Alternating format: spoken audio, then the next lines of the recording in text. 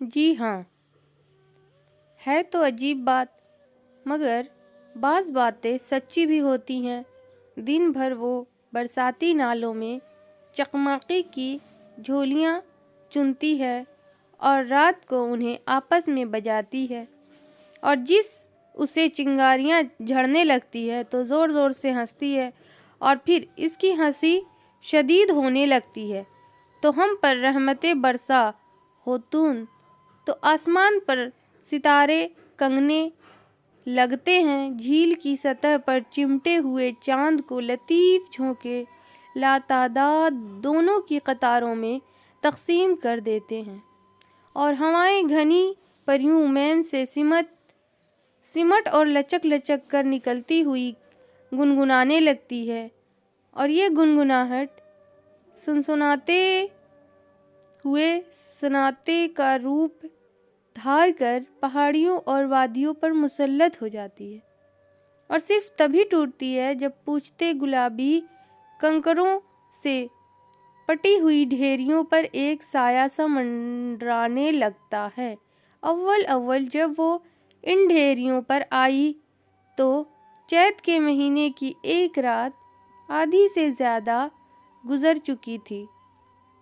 آسمانوں پر بادلوں کی جنگ جاری تھی اور برساقی بالے گرج رہے تھے۔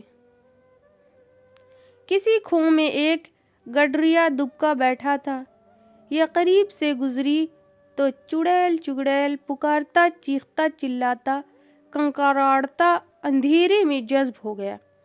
دوسرے روز چرواہوں نے بہت دور سے اسے ڈھیریوں پر چقماق چنتے ہوئے دیکھا تو گڈریے کے واویلا میں سچائی کی رونق نظر آئی۔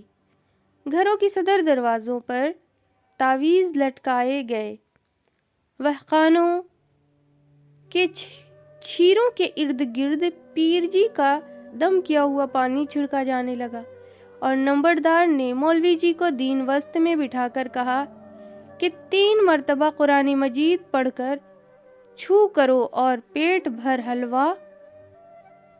سنتا سنگھ جوار راولپنڈی کے صفادوں کا حال سن کر گھر کی 4 دیواری میں بند ہو گیا تھا، اور باہر آیا اور مکان کے قفل پر سندور چھڑک کر اندر بھاگ گیا، اور لالا چومی لال نے اڑوس پڑوس کے پنڈتوں کو فوراً جمع کیا اور ایک بھجن منڈالی قائم کر لی۔ ہو حق کے ورد اور رام رام کے جاپ سے گاؤں بھیڑوں کے چھتوں کی طرح سرسرانے لگا۔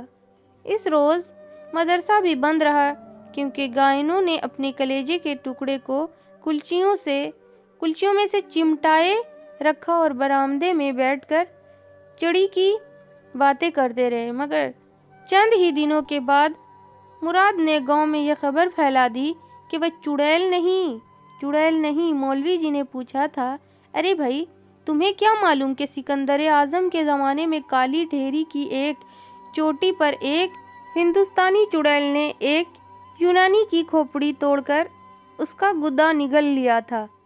جب سیاس ڈھیری پر کسی نے قدم نہیں رکھا، اور اکثر دیکھا گیا ہے کہ طوفانی راتوں میں ڈھیری پر دیے جلتے ہیں اور تالیاں بجتی ہیں اور ڈراؤنے قہقہوں کی آوازیں آتی ہیں۔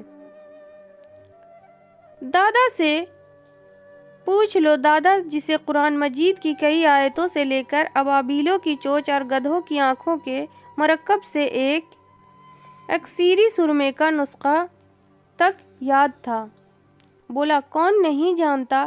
کوئی ماں کا لال کالی دیڑھی پر چڑھ کر تو دکھائے۔ کہتے ہیں کہ اکبر بادشاہ دلی سے صرف اس لیے یہاں آیا تھا کہ اس چوٹی کا راز معلوم کرے، مگر مارے ڈر کے پلٹ گیا۔ مراد بولا، میری بات بھی تو سنو۔ ہاں بھائی، دادا نے کہا، سچ مچ مراد کی بات بھی تو سنو۔ ہمارے تمہارے جیسا نادان تو نہیں کہ سنی سنائی بات تک دیکھا پڑھا لکھا ہے، انگریز کو اردو پڑھاتا رہا ہے فوج میں۔ کہو بھائی۔